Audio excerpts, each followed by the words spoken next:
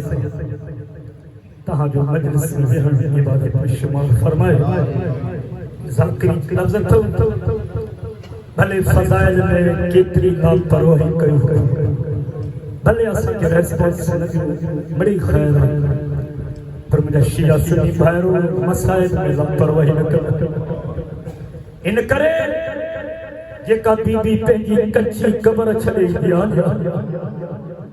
وہ be be اسا جی فضائل میں نعرہ نہیں دیا وہ تروی چون گیا زینب کہہ گی امام بارگاہ میں حضور جتے مجھے حسین جو ماتم حضور ازادارو رواری اگال تھی ان غریب کی مجلسہ جے کو کتے لٹھوا ہوتے قتل نتھیو روئی اٹھو وری 15 سال جے جی رہوں گا جے کو جتے لٹھوا ہوتے قتل نتھیوا ازادارو رواری اگال تھی جتے قتل تھیوا ہوتے دفن نتھیوا وہ غریبہ جن لاش دے بھی جو جملو چلو کسر ابن ساتھ قتل بھلی کرے پر لباس تے نہ لہائے وہ ملعون دفن بھلی نہ گئے پر گھوڑا تے نہ بجائے مولا تہاں کو قبر عباس تائیں پہنچا عزادارو ایام ازا جا آخری کی دل چاہے تو حسین سے وچ لکھی جو کوئی درد تہاں جی محبت اسا ولنا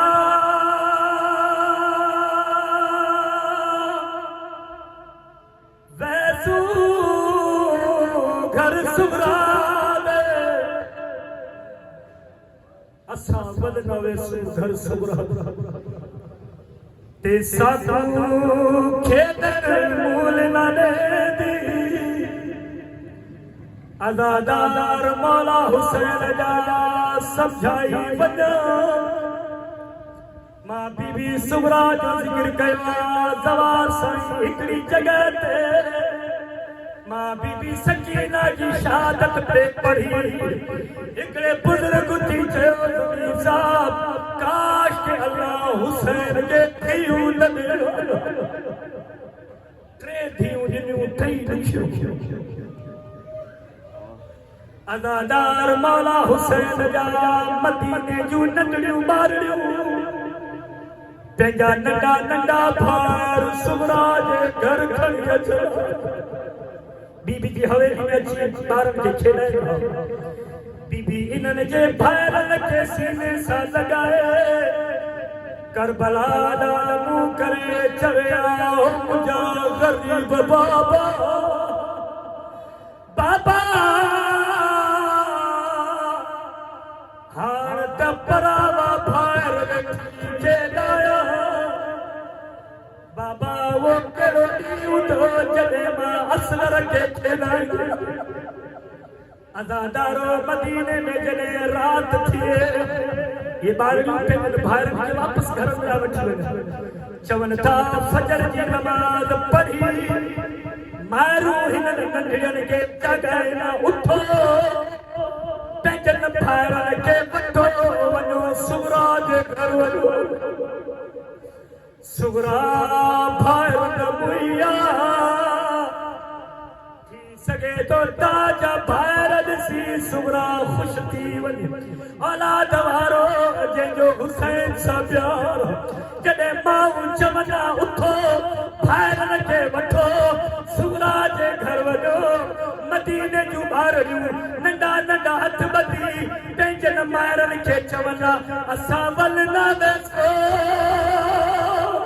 گھر سبرا دے ساتھوں کھیتر مول نہ دے دی او چاکے ساڑے ہائے ویرا کو وہ بیٹھی ہائے ہائے وین کرے آوازن موت رب جانے کہ آسگل ہے جیندے چولے پاک چمیدی جدانا مکبردہ آئے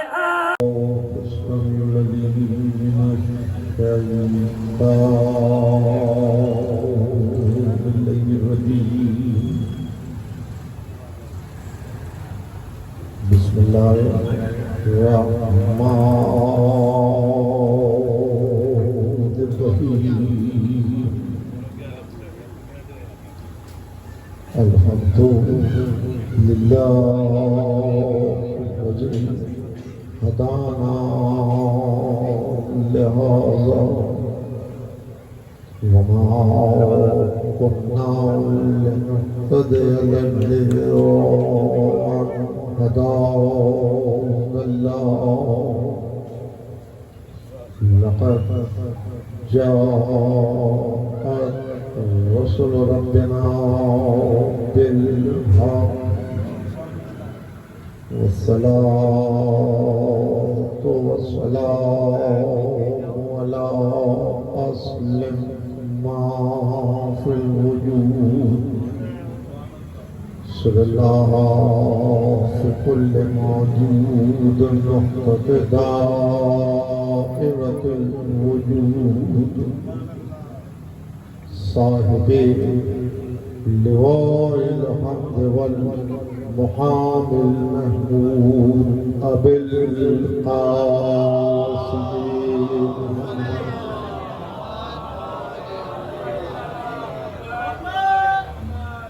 وآله تجميع الطاهرين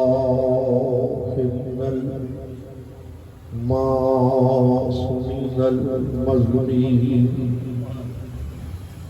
الذين عذب الله عنهم الرجس وطهرهم تطهيرا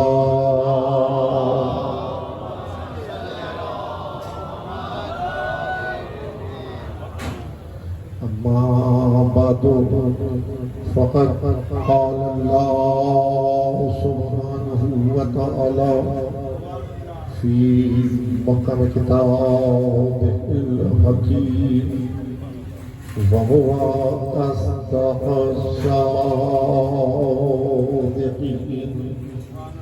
ولنبلونكم بشيء من الخوف والجوع ونقص من الأموال والأنفس والثمرات وبشر الصابرين الذين إذا أصابتهم مصيبة قالوا إنا لله وإنا إليه راجعون صلوات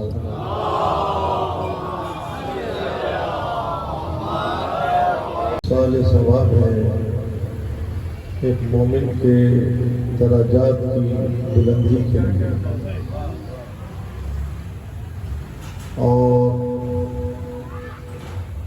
میرے برادران نے متوجہ کیا کہ جو مضمون قدمگاہ پر کھڑا ہوا ہے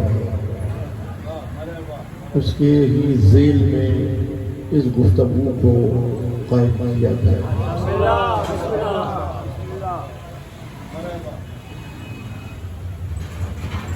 ولایت حق کے ذیل میں مکالمہ قائم ہے اور اس کا خلاصہ کچھ یوں ہے کہ جب تک حیات اپنے مرکز سے اتصال نہیں کرے گی اس وقت تک وہ حصار فنا سے نکل کر حصار بقا میں قدم نہیں رکھ سکتی حصار بقا میں قدم نہیں رکھ سکتی کیونکہ مجالس تواتر سے جاری ہے اور ایک تسلسل فکر ہے جس کے تحت مکالمہ آگے بڑھ رہا ہے یعنی محفل حسینی سے مرکزی بارگاہ امامیہ ٹرسٹ اور قدمگاہ پر جو 5 دن گزرے ہیں تو مکالمے کے تسلسل کو برقرار رکھنے کی کوشش کی گئی ہے اس مختصر سے وقت میں یہ سورہ بقرہ سے اس مقام کو میں نے تلاوت کیا اس میں تذکیر امتحان، تذکیر امتحان، کوئی نفس ایسا نہیں ہے جسے خالق نے امتحان سے بری کرا دیا۔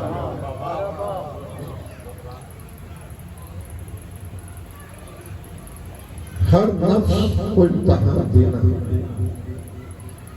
ہر نفس کو امتحان دینا، لیکن یہ موروضہ آپ کے حضوری میں رکھتا ہوں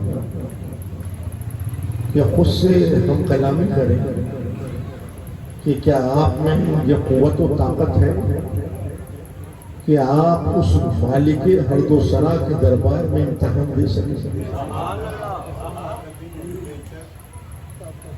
کم از کم اس سوال کو جب میں اپنی حضوری میں اپنے سامنے رکھتا ہوں تو اس کا جواب اس بات میں، لیکن مالک بھی قریب ہے، مالک بھی قریب ہے۔ اس نے جب امتحانات کی تذکیر کی تو بڑے لطف کے ساتھ، یعنی لفظ من کی اضافت کے ساتھ کہ وَلَنَبْلُوَنَّكُمْ بِشَيْءٍ مِّنَ الْخَوْفِ، تمہارا رب تمہارا امتحان لیتا ہے، من الخوف، خوف میں سے کچھ، والجوع، بھوک میں سے کچھ، وَنَقْصٍ مِّنَ الْأَمْوَالِ، تمہارے مال میں سے کچھ، وَالْأَنفُسِ وَالثَّمَرَاتِ، تمہاری جان میں سے کچھ، ثمرات یعنی تمہاری اولاد میں سے کچھ۔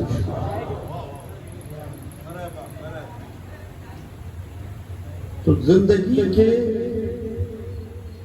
امتحانات کی تفصیل جو بیان ہوئی اس میں پہلا امتحان ہے خوف، دوسرا امتحان ہے بھوک، تیسرا امتحان ہے مال، چوتھا امتحان ہے جان، اور پانچواں امتحان ہے اولاد، پانچواں امتحان ہے اولاد۔ لیکن یہ امتحان بھی کلی نہیں لیا، جزوی لیا، جزوی لیا، مختصر ترین منازل امتحان، قلیل ترین منازل امتحان، اور جو امتحانات کی منازل کو سر کر طے کرے راضی بنا تو وہ اپنی حیات کو داخل حصار صبر کرے گا، وہ اپنی حیات کو داخل حصار صبر کرے گا۔ اب شب تفصیل گزر رہی تھی تو میں نے جو کچھ شب میں عرض کیا اس کا خلاصہ ایک مکالمے میں اس طرح سے کہ جب حیات حصار صبر کی مکی بن جائے تو یہ دو مکالمے اپنے پاس محفوظ رکھیں کہ آئینہ قرآن میں صابر اسے کہتے ہیں جو باخبر ہو اور صاحب اختیار، جو باخبر ہو اور صاحب اختیار۔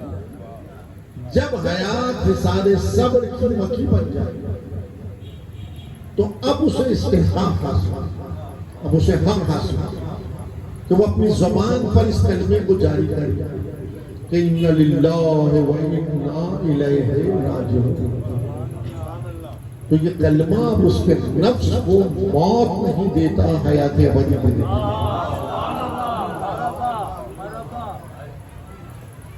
اب آپ اسی کی جانب متوجہ تھے کہ اس کلمے کو ہم نے کب تلاوت کیا، کب زبان پر آیا، کب اس کان سے ٹکرایا؟ جب کوئی ہمارا دوست دنیا سے گزرتا، کوئی عزیز، کوئی رشتہ دار، کوئی محسن دنیا سے گزرتا، اس کی خبر موت کو سنا اور بے ساختہ کہا اِنَّ لِلَّهِ وَإِنَّا إِلَيْهِ۔ اب کوئی اطمینان مل گیا کہ ہم نے اپنے فریضے کو ادا کیا۔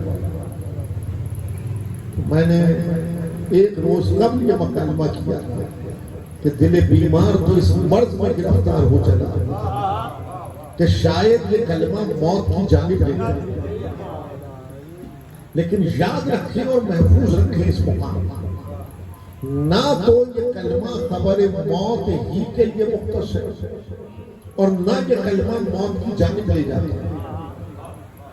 جب آپ اپنے آپ کو کیفیت امتحان میں پڑھیں، منزل امتحان میں پڑھیں، اس کلمے کو زبان پہ جاری کریں کہ اِنَّ لِلَّهِ وَإِنَّا إِلَيْهِ رَاجِعُونَ، تو قلب میں اطمینان رکھیں کہ میرا کھنچتا ہوا سانس اور اٹھتا ہوا قدم موت کی جانب نہیں، زندگی کی جانب جاتا ہے، موت کی جانب نہیں، زندگی کی جانب جاتا ہے۔ عزیزان گرامی، پورا فلسفہ تکوین، پورا فلسفہ تکوین اس کلمے میں پورا فلسفہ تکوین اس کلمے میں پنہا۔ اب ظاہر ہے کہ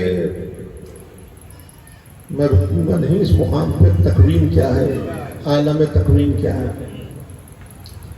اگر آپ تسلسل سے مجالس میں شریک ہوں گے تو اصطلاحات سے واقف کار ہوتے چلیں گے۔ عالم تکوین میں جو کچھ بھی ہے، یعنی جتنے نظام ہائے شمسی ہیں، جتنے عالمین ہیں، وہ سب اس کلمے کی ذات پر، خصوصیت سے میری اور آپ کی حیات اس کلمے کی ذات پر۔ اِنَّ لِلَّهِ وَإِنَّا إِلَيْهِ رَاجِعُونَ۔ اب اس کلمے کے دو حصے ہیں۔ پہلا حصہ کیا ہے؟ اِنَّا لِلَّهِ، اور دوسرا حصہ ہے وَإِنَّا إِلَيْهِ رَاجِعُونَ۔ اب وہ حیات جو اِنَّ لِلَّهِ پر گامزن ہے، وہ حیات جو اِنَّ لِلَّهِ کی شارع پر قدم رکھتا ہے، وہ وَإِنَّا إِلَيْهِ رَاجِعُونَ کی جستجو اور تلاش کرتا ہے۔ لیکن وہ حیات جو اِنَّ لِلَّهِ کی راہ کو نہ پا سکے تو وہ وَإِنَّا إِلَيْهِ رَاجِعُونَ سے فرار اختیار کرتا ہے۔ آسان لفظوں میں یوں کہیے کہ وہ حیات جو اِنَّ لِلَّهِ کے راستے پر، وہ حیات جو اِنَّ لِلَّهِ کے راستے پر ہے، وہ موت کا پیچھا کرتا ہے۔ لیکن جو اِنَّ لِلَّهِ کے راستے سے ہٹ جائے، موت اس کا پیچھا کرتا ہے، موت اس کا پیچھا کرتا ہے۔ جس کا موت پیچھا کرے اسے یقیناً موت آئے، لیکن جو موت کا پیچھا کرتا ہے اسے موت نہیں آتی، حیات ابدی مل جاتی ہے۔ اب معروف کلمہ ہے امیر المومنین علی ابن ابی طالب صلوات اللہ وسلم علیہ،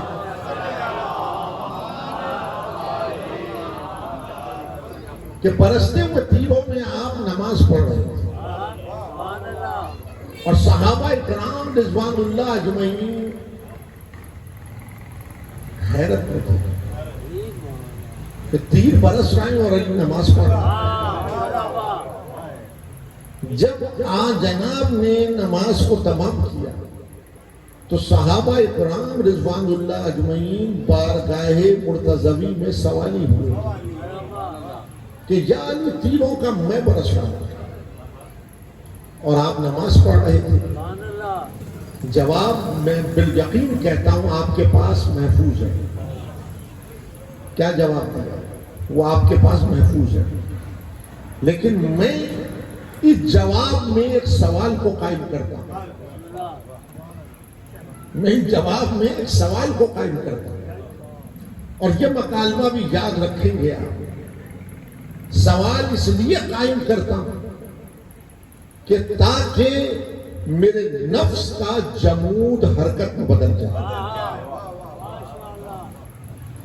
جس نفس میں سوال غائب ہوگا وہ کیفیت جمود میں چلا جائے، اور جس میں سوال قائم ہوگا وہ متحرک ہو جائے۔ جمود موت ہے، حرکت حیات ہے۔ جس نفس میں سوال قائم ہے وہ مردہ ہے، جس میں سوال قائم ہوگا وہ زندہ ہے۔ مجلسیں بار بار برپا ہو رہی ہیں، فرش بچھ رہا ہے، سید فہم جاری ہے. سوچا کس لیے؟ کس لیے؟ سوال غائب نہ ہو. سوال غائب نہ ہو. دیکھیے میں بہت قریب سے آپ سے مکالمہ کر رہا ہوں. جہاں آپ نے فرض بچھایا، جہاں آپ نے فرض بچھایا، وہاں ہر گزرتے ہوئے شخص نے پوچھا یہ فرش کیوں بچھایا؟ تو یہ مجلسیں جہاں جہاں برپا ہیں یہ اسی لیے برپا ہیں کہ سوال غائب نہ ہو، سوال قائم ہو. مجلسیں سوال کو قائم کرتی ہیں، اور اگر سوال قائم ہو گیا تو زمانہ مردہ ہو جائے گا، اور سوال قائم ہوگا تو زمانہ زندہ رہے گا. یہ مجلسیں ضمانت زندگی، یہ مجلسیں ضمانت زندگی. جواب آپ کو پھر میں دوہرا رہا ہوں، جواب آپ کو یاد ہے کیا دیا امیر المومنین؟ میں سوال قائم کر رہا ہوں. جواب یہی تو دیا کہ میں ابو طالب کا بیٹا ہوں، میں ابو طالب کا بیٹا ہوں. موت میری جانب آتی ہے یا میں موت کی جانب جاتا ہوں، مجھے اس بات کی پرواہ نہیں. دست عدم جوڑ کے سوال یہ رکھتا ہوں بارگاہ امیر میں کہ مولا یہ بات تو سمجھ میں آئی کہ موت میری جانب آتی ہے. اس قلب کو یہ کیسے سمجھاؤں میں موت کی جانب جاتا ہوں؟ یہ تو سب نے کہا موت زندگی کا پیچھا کر رہا ہے. سب نے کہا موت زندگی کا پیچھا کر رہا ہے. اس قلب کو یہ کیسے سمجھاؤں کہ زندگی موت کا پیچھا کر رہا ہے؟ تو جواب دم بدم یہی آتا ہے. میں باب مدینہ علم ہوں. میں نے علم کا ایک دریچہ بات کیا کہ زندگی کے دو رخ ہیں. ایک رخ یہ کہ موت اس کا پیچھا کرے، اور ایک رخ یہ کہ وہ مردانہ وار موت کا پیچھا کرے. جس کا موت پیچھا کر رہی ہے اسے یقیناً موت آئے، لیکن جو موت کا پیچھا کر رہا ہے اسے موت نہیں آئے گی، حیات بدلی جائے گی. اسے اور تھوڑا سا سمجھ. سید الشہداء حضرت امام حسین صلوات اللہ وسلم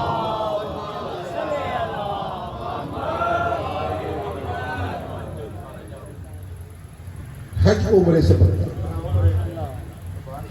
حج کو عمرے سے بڑھتا، احرام کھول رہے ہیں، یہی کلمہ زبان پر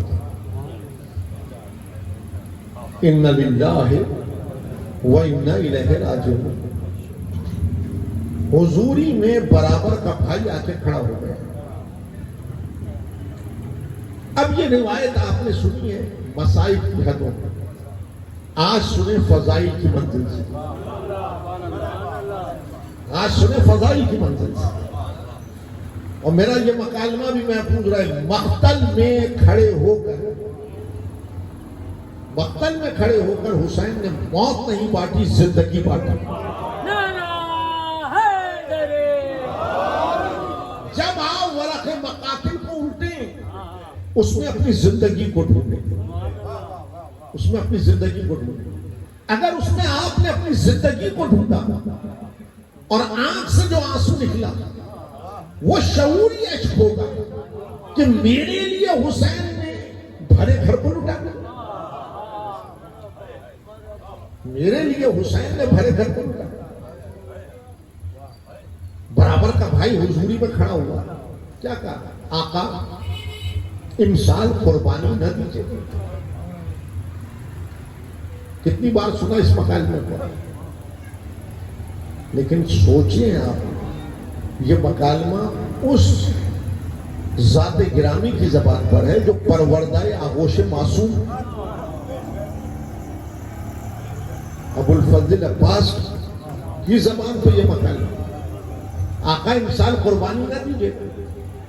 بڑی فصاحت ہے اس کلمے کے اندر، بڑی فصاحت. یعنی ابو الفضل نے اس مکالمے میں پوری زندگی کا خلاصہ بیان کیا. کہ زندگی قربانی سے عبارت ہے. زندگی قربانی سے عبارت ہے. جس میں جذبہ قربانی ہو وہ کچھ لیتا نہیں دیتا نہیں. وہ کچھ لیتا نہیں.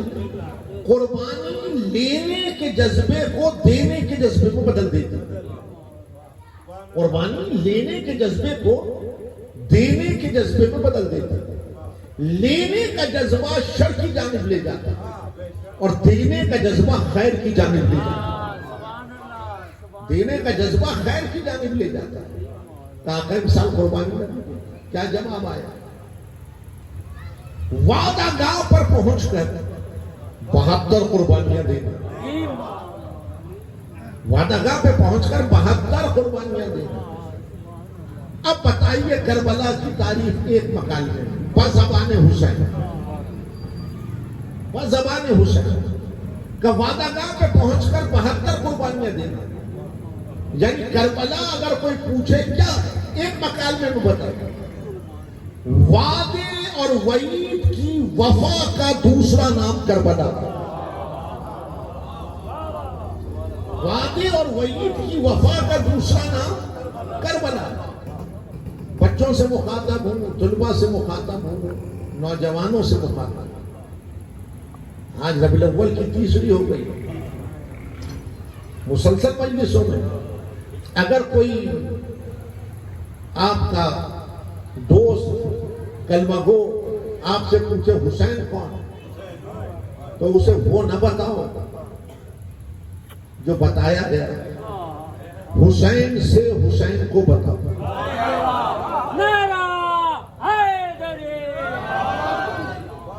حسین سے حسین کو بتاؤ.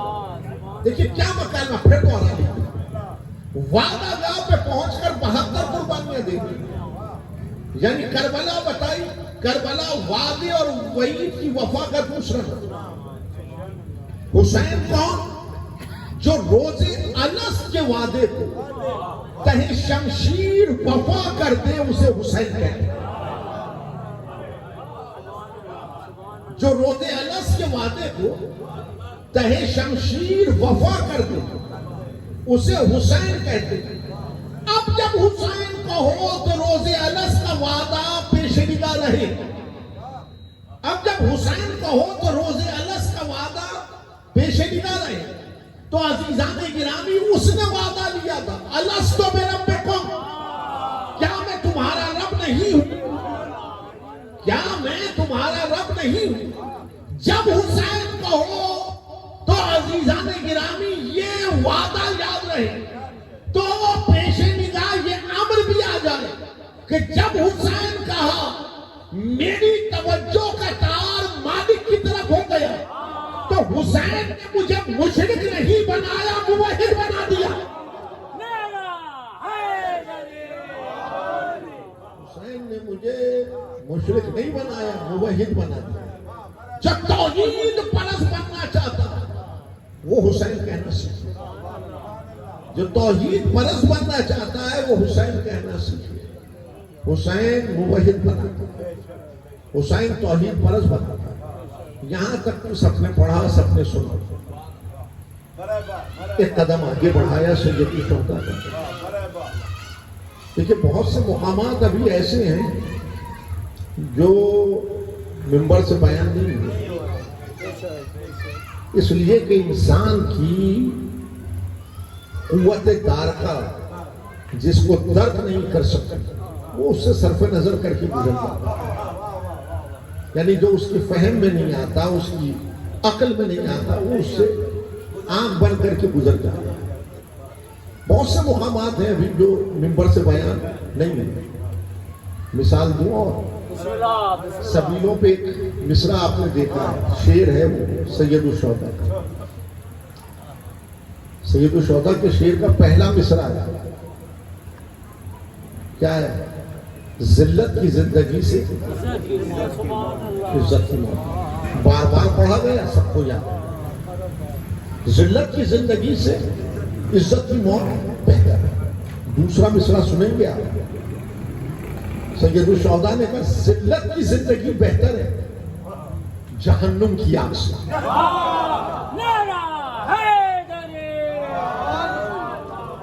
ذلت کی زندگی بہتر ہے جہنم کی آگ سے.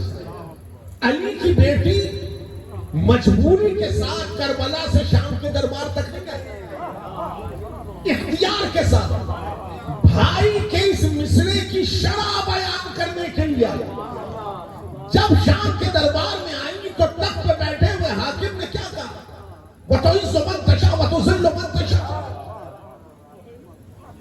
شہزادی نے آگے بڑھ کر جو مکالمہ کیا طویل ہے مگر اس مصرے کی شرح محفوظ کرنے کی، شہزادی نے آنکھوں میں آنکھیں ڈال دی کہ جسے تو ذلت سمجھ رہا اسے ہم نے اختیار کے ساتھ منتخب کیا. جسے تو ذلت سمجھ رہا اسے ہم نے اختیار کے ساتھ منتخب کیا. اگر ہم اس راہ کا انتخاب نہ کرتے تو قیامت تک کوئی راستہ نہ تھا جو جگ کی امت کو جہنم کی آگ سے بچا کر لے جائے. اب جب تک بازار کوفہ و شام کا تذکرہ رہے گا تو انسان اپنے مقصد حیات کو پائے گا. تو سید الشہداء کے مصرے کی شرح علی کی بیٹی کے دربار میں کھڑے ہو گئے. بہت سے مقامات ہیں، کبھی تفصیل گزرے گی کبھی تفصیل گزرے گی. سید الشہداء نے ایک قدم آگے بڑھایا اور بھائی نے بھائی کے دوش پر کاندھے پر ہاتھ رکھ دیا. ہاتھ رکھ کے کہا بھائی سنو، اب ہم موت کے پیچھے پیچھے جا رہے ہیں. اب ہم موت کے پیچھے پیچھے جا رہے ہیں. اس مکالمے کو درک کرنے کے لیے کم از کم فکر پاک چاہیے. فکر پاک چاہیے. میں نے قریباً 4 برس پہلے الحمرہ ہال میں اقبالیات پر لیکچر دیتے ہوئے کہا اور اس مکالمے کو میں نے بنیاد بنایا. اسی مکالمے کو بنیاد بنایا کہ اس مکالمے کو درک کرنے کے لیے کم از کم فکر اقبال چاہیے. اب بچے نوجوان طلبہ جو اقبالیات سے دامن باندھے ہوئے مجھے بتائیں کہ اقبال کی شاعری کا استعارہ کیا ہے. اقبال کی شاعری کا استعارہ ہے اوقاف، عین قاف الف بے اوقاف. اور اقبال نے ایک نظم بعنوان اوقاف منظوم بھی فرمائی. منظوم بھی فرمائی. موقع و محل نہیں ہے تفصیل بجانے کا، لیکن سن لیجیے. اوقاف جب اپنے شکار کو دیکھتا تو شکار آگے ہوتا، اوقاف پیچھے ہوتا. اور اوقاف جب اپنے شکار پر گرفت پاتا تو پنجہ اوقاف میں جو لہو ہوتا وہ اوقاف کا نہیں شکار کا ہوتا. موت اوقاف کو نہیں آتی، شکار کو آتی ہے. سید الشہداء نے کیا کہا؟ بھائی سنو، اب ہم موت کے پیچھے پیچھے جا رہے ہیں. موت شکار تھی، حسین بمثل اوقاف چلے. اصل عاشور و مقتدائن جہاں حسین نے موت کی گردن کو نہوڑ دیا.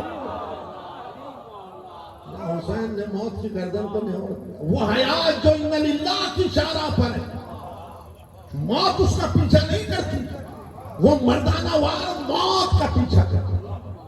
اور سمجھتے راہ میں ہے سید الشہداء. خیمہ زن خیمے کے باہر تشریف فرما. یہی کلمہ زبان ہے، اِنَّ لِلَّهِ وَإِنَّا إِلَيْهِ رَاجِعُونَ. یہ روایت بھی مصائب میں سنی آپ نے، آج فضیلت سے سنی. اب حضوری میں کڑیل جوان بیٹا آ کے کھڑا ہو کہنے لگا بابا اس کلمے کی تلاوت کا مقصود، اس کلمے کی تلاوت کا مقصود، یہ کلمہ جو آپ نے زبان پہ جاری کیا ہے اس کا مقصود کیا ہے، حاصل کیا ہے؟ امام نے جواب دیا. امام نے علی اکبر کو جواب دیا نہیں. امام نے علی اکبر سے سوال کیا. سوال کیا کہا شہزادے بتاؤ موت تمہیں کیسی محسوس ہوتی ہے؟ شہزادے بتاؤ موت تمہیں کیسی محسوس ہوتی ہے؟ جواب آپ کے پاس ہے، لیکن اس جواب کو دوہرائیں آپ اس مکالمے کے ساتھ کہ یہ جواب اس شہزادے کی زبان پر ہے جو نطق میں مشابہ رسول ہے، جو نطق میں مشابہ رسول ہے، اور شہزادہ بھی پروردہ آغوش معصوم ہے۔ شہزادے کے جواب میں بھی بلا کی فصاحت پہ فصیح سمجھتے ہیں کس کلمے کو کہتے ہیں؟ فصیح اس کلمے کو کہتے ہیں جس سے دفتر کے دفتر کتابوں کی کتابیں تحریر ہو جائیں، اور بلیغ اس کلمے کو کہتے ہیں جو دفاتر کو نقطے میں سمیٹ، نقطے میں سمیٹ۔ علی بلیغ بھی ہے اور علی فصیح بھی ہے، علی بلیغ بھی ہے اور علی فصیح بھی ہے۔ علی سمٹے تو بائے بسم اللہ کا نقطہ ہے، اور اگر علی پھیل جائے تو قرآن، علی پھیل جائے تو قرآن۔ بڑی فصاحت ہے اس کلمے میں۔ کیا جواب دیا شہزادے؟ دوہرا لیجیے۔ بابا موت تو ہمیں شہد سے زیادہ شیریں، موت تو ہمیں شہد سے زیادہ شیریں۔ اب اس کلمے کی فصاحت کو محفوظ کریں گے آپ۔ قرآن میں خالق نے کہا کہ ہم نے شہد میں شفا رکھی ہے، حیات رکھی ہے۔ راہ میں علی اکبر نے بتایا بابا ہمارا سفر موت کی جانب نہیں، زندگی کی جانب ہے۔ بابا ہمارا سفر موت کی جانب نہیں، زندگی کی جانب۔ تو وہ حیات جو ان اللہ کی شارع پر ہے، موت اس کا پیچھا نہیں کرتی، وہ مردانہ وار موت کا پیچھا کرتی۔ اب تو تلاش کر لیجیے، اب تو جستجو ہونا چاہیے کہ ان اللہ کی رمزیت کیا ہے، معنویت کیا ہے، حقیقت کیا ہے۔ تو میں نے عرض کیا مستعار دے کے ہدیہ کرنا کہ پہلا لفظ ہے انا، الف نون الف انا۔ انا کے معنی ہے ہم۔ لطف یہ ہے کہ آغاز ہی میں میں کی نفی اور اجتماعیت کا ہے۔ چلیے ضمنی طور پہ یہ بھی یاد رکھیں، الحمدللہ سب قرآن تلاوت کرتے ہیں، قرآن کا مخاطب آپ، قرآن کا موضوع آپ، شرف آپ کا یہ کہ خالق آپ سے مکالمہ کرتا ہے، اور جہاں جہاں خالق انسان سے مکالمہ کر رہا ہے وہ کلمہ عنایت کے ساتھ نہیں کرتا، کلمہ اجتماعیت کے ساتھ، تاکہ رشتہ انسیت قائم رہے، تاکہ رشتہ انسیت قائم رہے۔ عنایت اسی کو زیبا ہے، عنایت اسی کو زیبا ہے، لیکن وہ عبد کو خود سے جدا نہیں رکھتا، وہ عبد کو خود سے متصل کرتا ہے، وہ عبد کو خود سے متصل کرتا ہے۔ اور پھر لطف یہ کہ عبادت میں بھی اسے عنایت پسند نہیں، عبادت میں بھی اسے عنایت پسند، اجتماعیت پسند۔ دیکھیے جماعت سے نماز پڑھیں، لیکن کوئی عذر ہے تنہا نماز پڑھیں، تنہا نماز پڑھیں، لیکن اب آپ لطف دیکھیے کہ جماعت سے پڑھیں گے تو اور تنہا پڑھیں گے تو کلمہ نہیں بدلتا، کلمہ نہیں بدلتا۔ زبان پہ کلمہ یہی ہے، ایاک نعبد و ایاک نستعین، ہم تیری ہی عبادت کرتے ہیں، ہم تجھی سے مدد طلب کرتے ہیں۔ اجتماعیت جماعت سے پڑھے تو اور تنہا پڑھے تو عنایت اسے کسی طور پسند ہی نہیں، عبادت میں بھی اسے اجتماعیت پسند ہے، عبادت میں بھی اسے اجتماعیت پسند۔ اس کلمے کے آغاز میں بھی میں کی نفی اجتماعیت کا ہے، الف نون الف انا انا۔ کلمے کو تلاوت کر کے بار بار حسین نے اس امر کی وضاحت کہ یہ منشا میرا نہیں، یہ منشا مرضی میری نہیں، یہ منشا اس کا، یہ مرضی اس کی. اور پھر صبح سے شام تک لاشیں پہ لاشیں اٹھائے تو کہا اِنَّ لِلَّهِ وَإِنَّا إِلَيْهِ رَاجِعُونَ. کیا اعلان کیا؟ مالک کہ میری ملکیت نہیں تیری ملکیت. ان پہ میرا تصرف نہیں تیرا تصرف. ان پہ میرا حق استحقاق نہیں تیرا حق استحقاق. میرے ہیں تو سب فنا ہونے والے ہیں. میرے ہیں تو سب فنا ہونے والے ہیں. تیرے ہیں تو سب باقی رہنے والے. تیرے ہیں تو سب باقی رہنے والے. یوں حسین نے کربلا منتخب کر کر راہ توحید پر شہادتوں کے چراغ جلائے.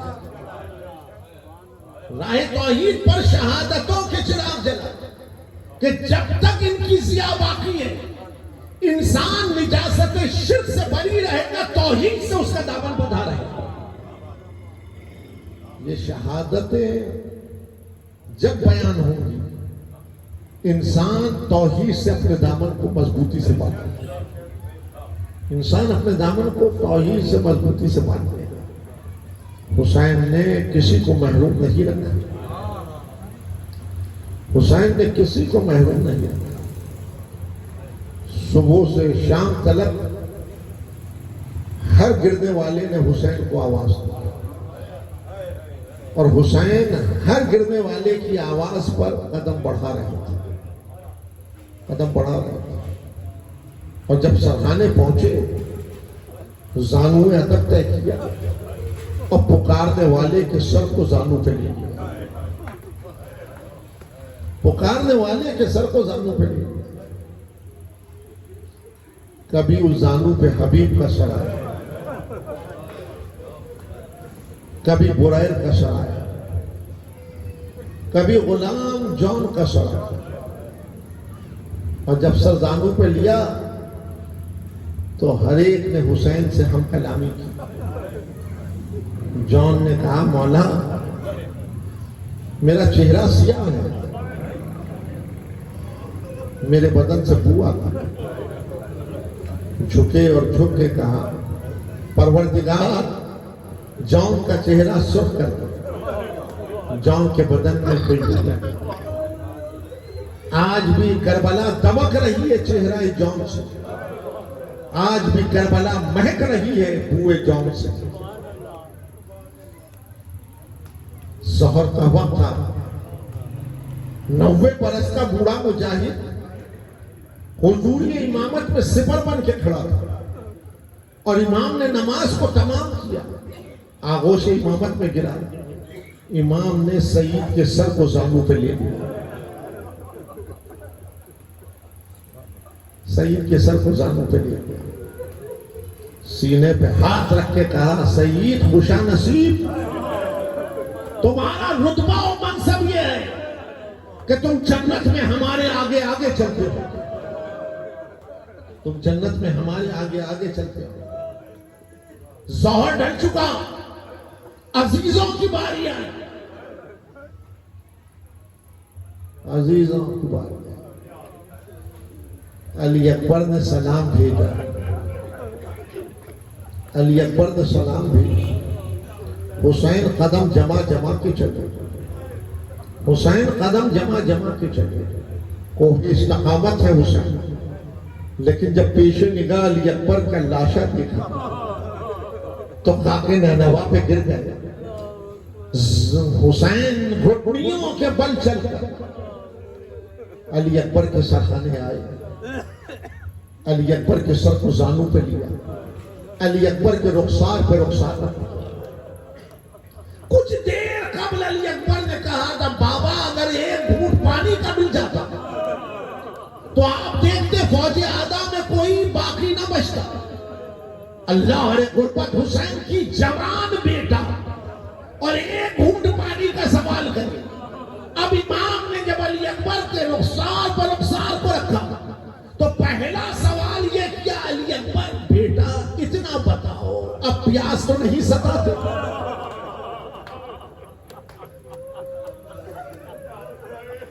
علی اکبر نے لڑکھڑاتی ہوئی زبان سے کہا بابا دادا آئے ہیں. کوثر کا جام ساتھ.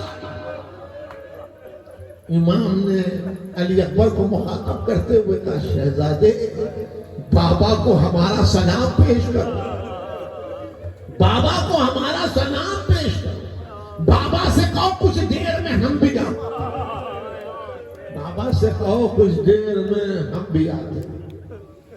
بھانجوں نے آواز دی, حسین سرہانے آئے, سب کے سر کو حسین نے زانو پر رکھا, سب کے سر کو حسین نے زانو پہ رکھا. لیکن وہ منزل بھی آئی جب برابر کے بھائی کا سلام آیا اور حسین کمر کو تھام کے چلے, مرثیہ پڑھتے ہوئے چلے, الان انکسر سہلی وقلت ہلتی, عباس میں بے سہارا ہو گئے, عباس میں تنہا رہ گئے, عباس میری کمر ٹوٹ گئی. سرہانے آئے, سرہانے آئے, بھائی نے بھائی کے سر کو زانو پہ لیا, بھائی نے بھائی کے سر کو زانو پہ لیا. ابو الفضل عباس نے سر کو ہٹا دیا. امام نے شفقت سے ہاتھ پیشانی پہ رکھا, کہنے لگے بھائی آنے میں دیر ہو گئی, آنے میں دیر ہو گئی, ناراض معلوم دیتے ہو. لڑکڑاتی ہوئی زبان سے کہا آقا, آقا غلام سے گستاخی ہوئی, آپ کی تعظیم کو کھڑا نہ ہو سکا. کہ بھائی وقت تعظیم نہیں, سر کو دوبارہ زانو پہ لیا. ابو الفضل نے پھر سر کو ہٹایا. عباس کیا بات ہوئی؟ کہنے لگے آقا صبح سے دیکھ رہا ہوں, جس نے آواز دی آپ اس کے سرہانے پہنچے اور اس کے سر کو اپنے زانو پہ لے لیا. مگر آقا اب یہ سوچ رہا ہوں کہ کچھ دیر بعد جب آپ سواری سے نیچے آئے تو کون آپ کے سر کو زانو پہ لے گا؟ امام نے جھکتے ہوئے کہا بھائی غم نہ کھاؤ, اماں ساتھ ساتھ ہے, بھائی غم نہ کھاؤ, اماں ساتھ ساتھ ہے. کچھ دیر گزری, حسین پشتے زلجنا پر زخموں سے چور چور ڈگمگا رہے تھے تو گودال قتلگاہ سے صدا آئی, حسین اماں آئی ہے, حسین اماں آئی ہے, حسین طفلی کا وعدہ پورا کرو, حسین شب گزر گئی, مقتل کی زمین بالوں سے صاف کرتے کرتے بائیں زلجنا کی گردن میں ڈال دی. کہ زلجنا اب لے چل اس مقام پر جہاں میری ماں میرے انتظار میں ہے. سواری گودال قتلگاہ میں آئی, پشت فرس سے خاک نینوا پہ محمد کا نواسا آیا, اور عزیزوں وہ کربلا کی شام اور وہ حسین ابن علی کا سجدہ. ظالم خنجر ظلم لے کے آگے بڑھ رہا تھا, ماں نے آگے بڑھ کر بیٹے کے سر کو زانو پہ لے لیا. حسین نے مسکرا کے کہا اماں صبر کرو, یہ وقت امتحان ہے, اماں صبر کرو, یہ وقت امتحان ہے. شہزادی ہمارا سلام, آپ کمال صبر کی منزل پہ فائز ہیں. پیاسے حلقوم پہ خنجر روا تھا اور ماں تڑپ تڑپ کے کہہ رہی تھی ظالم ذرا آہستہ, یہ وہی حلقوم ہے جسے اللہ کا رسول موسے دیا.